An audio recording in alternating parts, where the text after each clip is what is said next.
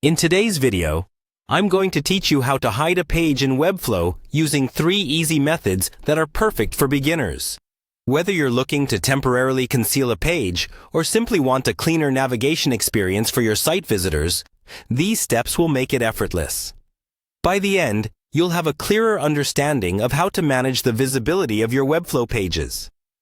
So, let's get started.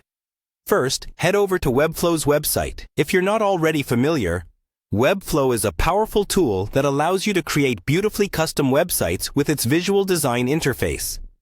Once you're on their homepage, you'll see the option to log in. Click on Log In and enter your credentials to access your account. If you haven't created a Webflow account yet, you'll need to sign up first. It's a great tool, and the sign-up process is quite straightforward.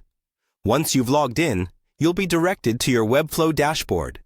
This is your main hub for controlling all of your ongoing projects. From the dashboard, select the project that contains the page you wish to hide.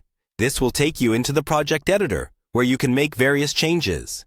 Inside the editor, look towards your left-hand panel and click on Pages. This section displays all the pages that comprise your website. Navigate through the list and identify the page you want to hide.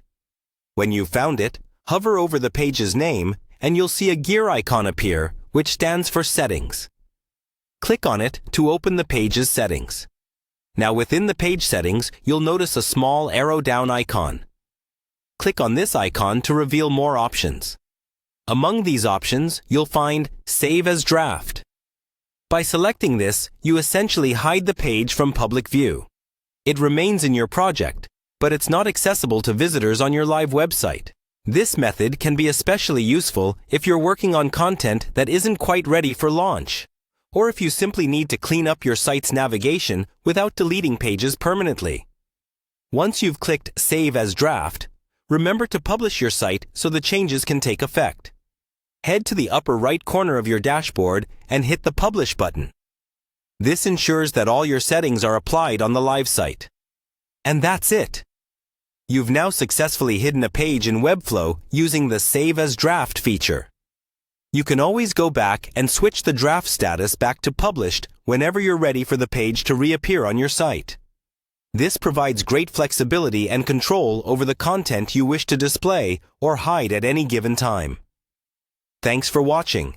And if you found this guide helpful, be sure to subscribe for more tutorials. Feel free to leave any questions or comments below, and I'll be happy to help. See you next time.